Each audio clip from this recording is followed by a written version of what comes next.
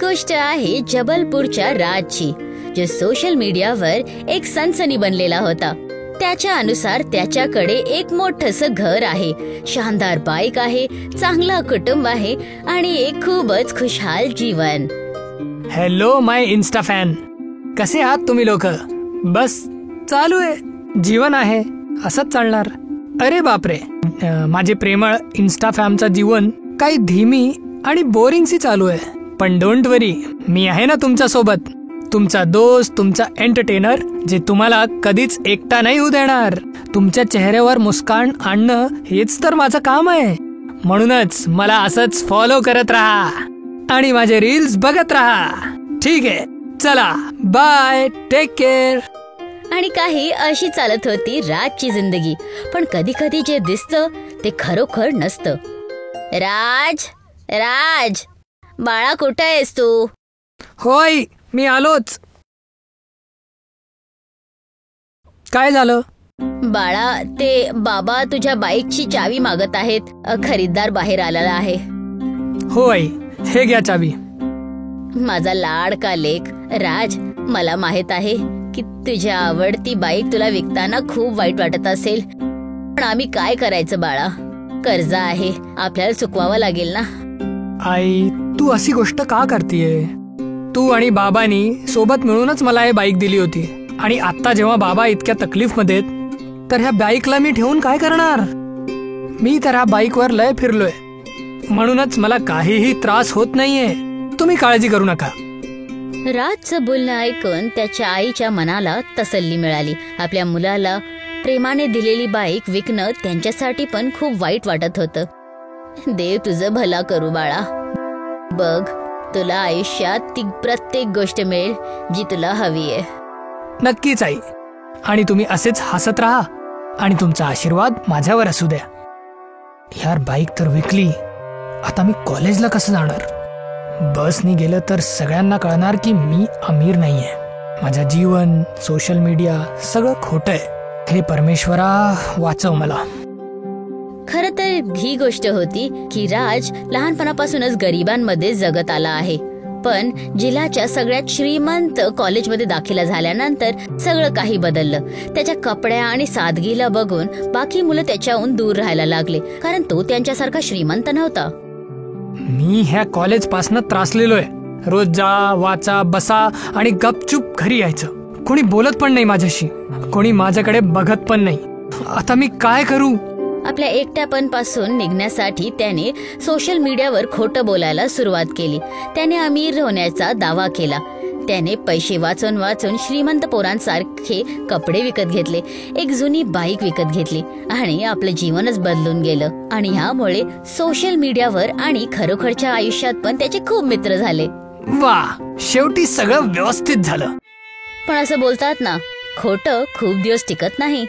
कर्जामुळे राजला आपली बाईक विकावी लागली आणि आता त्याने कॉलेज जायला पण बंद केलं होतं.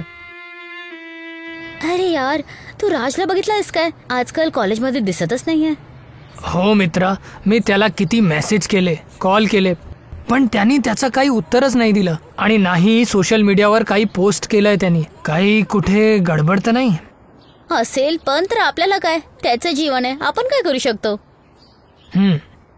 बिचारा राज, ज्या मैत्रीसाठी त्याने सगळं काही केलं, त्याच मित्रांनी त्याची काहीच पर्वा नाही केली. आता राज चुपचाप आपल्या घरच्या दुकानामध्ये काम करायला लागला. पण एकदा पुन्हा त्याला एकटं पण वाटायला लागलं. एक दिवस रात्री घरी येताना राजला काहीतरी विचित्र दिसलं. अरे, हे काय आहे? ही रिक्षा अशी अजीब का दिसतीये? कारण की हे काही साधारण रिक्षा नाहीये. हिला मी स्वतः डिझाईन केलंय. प्रेमाची कटलची रिक्षा. बाहेरून कठोर आणि मजबूत, पण आतून नरम आणि आरामदायक. तर बोला बाबू, कुठे जायचंय? मला तर फक्त घरी जायचंय. घर? ठीक आहे, बसा. ठीक आहे, या बसा. हां, विचारा.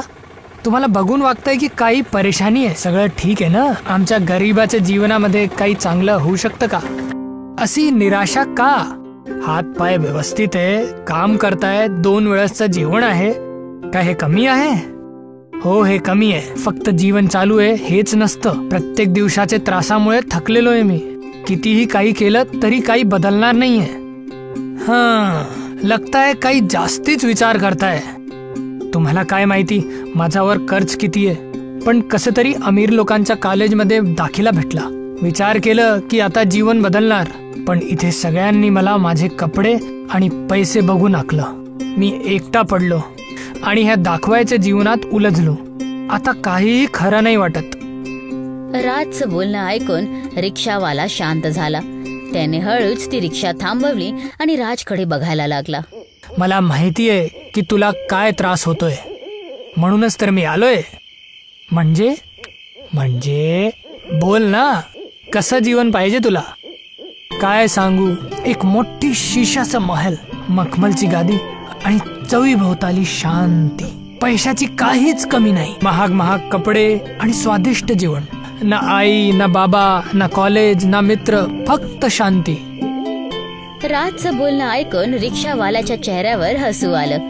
त्याने जसंच ती रिक्षा पुन्हा चालवली तर रिक्षा हव्यामध्ये उडायला लागली आणि गोल गोल फिरायला लागली. अरे, हे काय होतंय?